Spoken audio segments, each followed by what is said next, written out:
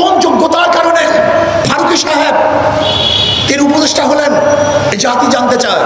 Doctor Yunus সাহেবকে বলবো, আপনি আন্দোলন করেন নাই, আপনি সংগ্রাম করেন নাই, আপনার রক্ত দেন নাই, আপনার জীবন যায় নাই, আপনার পরিবারের কেউ শহীদ হয় নাই।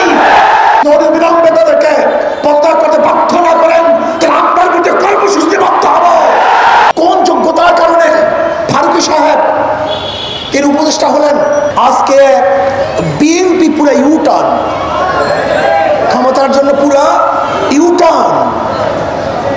বিএনপির স্বাদ মেটে নাই, ওনাদেরকে আসলে পুরো অত্যাচার অবিচার করা এখনো হয় নাই। আওয়ামী লীগ সরকার যেই পরিমাণ নির্যাতন করছে তাতে ওনারা স্বাদ মিঠে নাই। ওনারা আবারও আওয়ামী লীগকে ক্ষমতা আনার জন্য পথ উন্মোচন করছেন। কারণটা কি? চোরে চোরে হালি, এক চোরে বিয়া করে আর এক চোরে হালি। এই 53 বছরে এরা সিন্ডিকেট করে বাংলাদেশকে লুটপাটের এক মহাসড়কে পরিণত করেছে। এরাই চাঁদাবাজি করেছে, এরাই দখলদারি করেছে, এরাই জুলুম করেছে, এরা অত্যাচার করেছে, এরাই খুন করেছে, এরাই ধর্ষণ করেছে। 5ই আগস্টের পরে ভেবেছিলাম এবার বৈষম্য থাকবে না, এবার মানুষ মুক্তি পাবে, মানুষ শান্তি পাবে, মানুষের অধিকার প্রতিষ্ঠিত হবে। কিন্তু কি দেখলাম? 5ই আগস্টের পরেও আবারও বিচারবিহীন হত্যা, আবারও কি দেখলাম?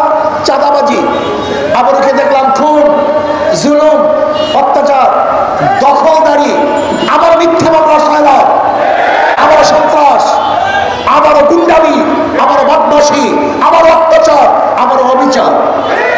তার মানে আমাদের আন্দোলন এখনো শেষ হয় নাই, আমাদের সংগ্রাম এখনো শেষ হয় নাই, এখনো বৈষম্য দূর করতে পারি নাই।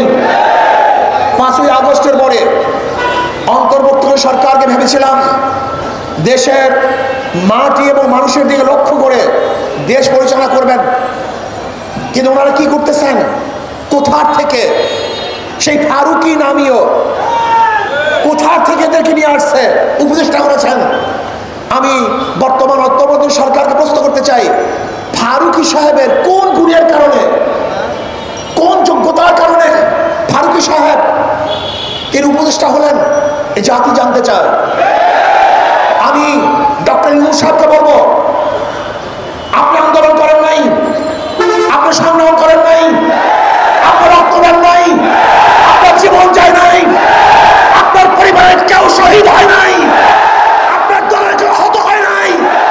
এদেশের হাজারো মানুষ শহীদ হয়েছে, এদেশের হাজারো মানুষ বন্ধু হয়েছে। আপনি বারবার ওয়াদা করেছেন যারা আহত হয়েছে, নিহত হয়েছে, সেই পরিকাঠামোকে দেখবেন, তাদের চিকিৎসা প্রদান করবেন। কিন্তু আপনি ক্ষমতায় বসার পরে আজও তাদের চিকিৎসা ব্যবস্থা করেন নাই, শহীদ পরিবারের ন্যায্য অধিকার প্রতিষ্ঠিত করেন নাই। আপনি কোথা থেকে ক্ষমতার মসনদে বসে ফারুকী সহ যেই সমস্ত বিতর্কিত উপদেষ্টা আছে যদি অবিলম্বে তাদেরকে